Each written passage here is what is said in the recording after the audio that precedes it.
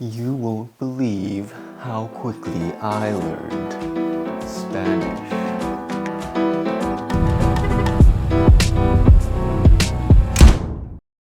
Just kidding, I'm still learning Spanish.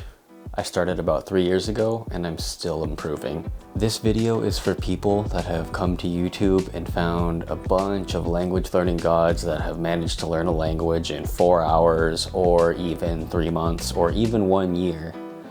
I am here to share my very mortal, very average language learning timeline in Spanish.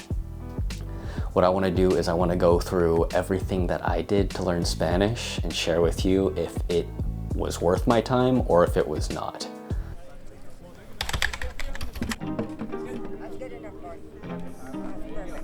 Now, let's start with my advantages, or everything that happened basically before I officially decided to purposefully start learning Spanish. Because this is important for you to know, for transparency's sake. Because even though it's taken me 3 months to get to the point where I'm at right now, I did get to a conversational level within 1.5 years to where it was usable, but very imperfect. So first thing that was an advantage for me is that I come from a city where there's a pretty large Hispanic speaking population. And so I'm familiar with the culture. I wasn't a part of it, but I recognize it. I'm familiar with the sights, the smells, the sounds of Spanish. In terms of foreign languages go, it's a very familiar foreign language for me. So keep that in mind. Next, I did take 2 classes in high school and 1 class in college.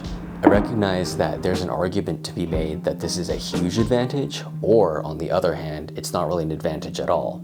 I'm not going to tell you which one it was. I'll let you decide if it was that advantageous or really not an advantage at all.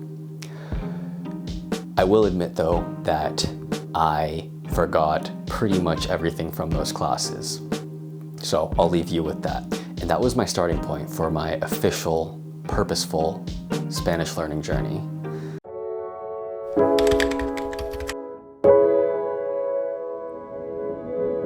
So when I officially started to try to learn Spanish, I was actually on vacation in Spain at the time.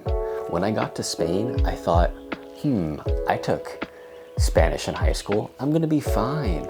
I'm gonna get by just fine. I'm gonna have some conversational Spanish under my belt. I'm gonna use it while I'm here in Spain. No, didn't happen. My Spanish was basically non-existent at the time. None of it was usable. I couldn't use it at all when I was in Spain. So I was inspired / embarrassed by this, and I decided to download Duolingo on the spot while I was there in Spain and start grinding Duolingo. That's how I started. And now we're getting into a little bit dangerous territory, because on one end of the argument, you have people who are diehard Duolingo fans who say that Duolingo works and they love to play this game. On the other hand, there are people that say Duolingo is a complete waste of time, and if you play Duolingo, you're stupid and you're wasting your time. I'm gonna get attacked on both sides for this, because I think Duolingo falls somewhere in the middle. Duolingo was not a waste of time for me for one reason and one reason only. Duolingo got me started. Duolingo motivated me to expose myself to a language. And that, I think, is the value of language learning apps. And I don't think that we should look over that value. Instead of completely discounting Duolingo, we should recognize it for what it is. Now, don't get me wrong, language learning apps at the end of the day are little dopamine machines designed to get you to play their game. So you need to have an exit strategy if you do decide to use an app for learning a language. Use it until you get bored, use it until you reach your first funk, and then you need to switch what you're doing to learn the language. You can't stick with the app forever. It has limited value. My usage of Duolingo lasted about 3 months before I started getting a little bit bored of it, to give you a rough estimate.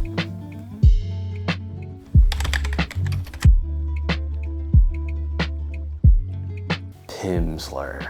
At about 3 months into learning Spanish, I decided to use a little program called Pimsleur, and it is a paid program that is marketed by saying that if you use this program every day for 30 days, you will reach a conversational level in the language that you're learning. Completely false. Right off the bat, hands down, you can skip Pimsleur. Don't do Pimsleur. I don't recommend it at all. I feel that Pimsleur is just a set of phrases that you could learn from a list. There is no value to Pimsleur outside of getting you to learn a list of phrases. Pimsleur, what you do with Pimsleur can be done using other spaced repetition apps, or you could do spaced repetition on your own with just the list of the phrases that they teach you. Pimsleur, I would not recommend.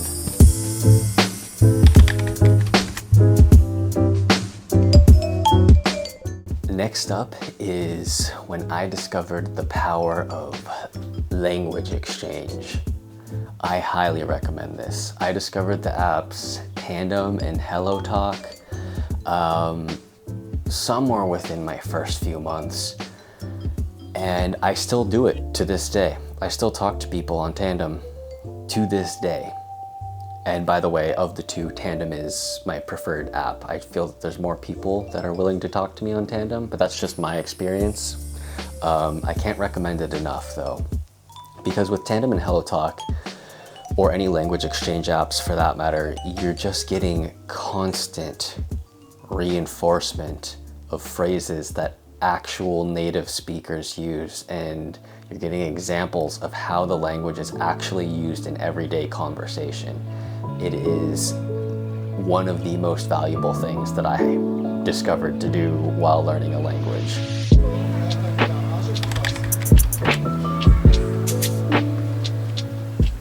Now, Netflix, YouTube, graded readers / novels. They all give you massive amounts of comprehensible input. These have been hands down the most instrumental in giving my puny mortal brain a chance at successfully learning Spanish. The massive amounts of input that you get from watching videos, movies, and reading is key to learning a language. There's no other way to put it. That, coupled with scientifically speaking, that it's just built-in spaced repetition, you're getting exposed to the most common words and phrases, whether you like it or not. And another thing that this has in common with the other method that has worked so well for me, like language exchange, is that you can take watching these movies, videos, or reading these books as far as you want. You can be as intense as you want when reading. You can look up phrases if you want, or you can breeze past phrases. You can watch your movies and videos with subtitles or without subtitles. It depends on what stage you're at personally and how you feel at the time. If you need the crutch of the subtitles, put them on. There's no shame in that. Treat yourself. If you don't need them and you want to kind of test yourself to see if you can understand it without the subtitles, take off the subtitles. I would say that these methods of comprehensible input, coupled with language exchange apps, have been the reason why I was able to even get anywhere within about 1.5 years. These are things that you should not skip if you are learning Spanish or any other language.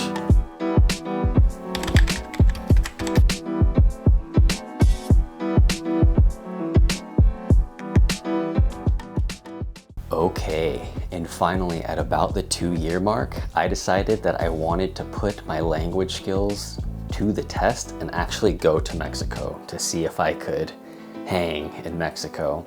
And for the most part, I could. However, it was still challenging. It wasn't easy. I couldn't feign fluency, and I had a hard time understanding native speakers still. And I'm just being real with you. That's just what it's like. That's just what a realistic look at 2 years of progress looked like for me. I was still stumbling over words, forgetting things, asking people to repeat themselves, even simple phrases. So if you find yourself in my position, don't let that discourage you. But you want to hear about if travel is effective for learning languages. And I would say yes and no. If you go specifically to immerse yourself and you have a set program where you're going and you're only speaking the language, let's say with the host family, and you're only meeting native speaking friends there. However, if you go to sightsee, you're not going to learn anything just by being in the country. So what I would say is that travel for travel's sake, yes, is worth it, but traveling just to learn the language is not actually necessary. It will help if you do it right, but it will also do nothing if you do it wrong. So, go experience the culture, go try the food, that's all valuable stuff, but it's not a requirement to learn the language by any means. I definitely don't regret my time in Mexico. I learned a lot about the culture, I met so many cool people, but did my Spanish actually improve a lot while I was there? No. Did I grow as a person? Yeah, totally.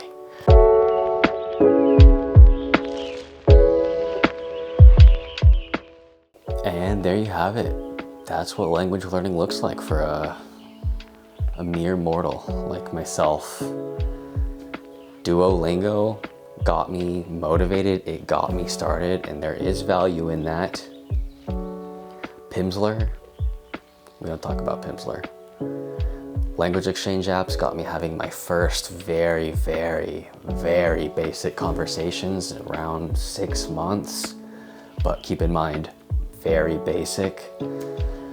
Comprehensible input like reading, Netflix, and YouTube, that carried me through more advanced stages of the language. Think 9 to 18 months, and even to today after about 3 years. And travel helped me immerse a little bit and get to know the culture better, and it was very fun for its own sake, but it does not improve your language ability if you do not go out of your way to practice the language while you are traveling. I hope this has helped and been at least a little bit encouraging for anybody who has tried to learn a language and get fluent in 3 months. I'm hoping that this showed you what language learning is like if you're just like a normal person working a normal job, normal intelligence, normal memory. I guess what's important here is that if you're just completely normal and average, language learning is still possible, and you don't need to have this crazy study routine, this crazy schedule, or this crazy big brain IQ. So don't get discouraged by the crazy stories that you hear out there, because it is possible. Thanks. Bye. So what's kind of cool is that I've watched so many videos of people eating tacos and sitting on the street in Mexico City and just saying like, dang, I really want to be eating tacos on the street in Mexico City right now. And I can say that I finally did it, and that's kind of cool.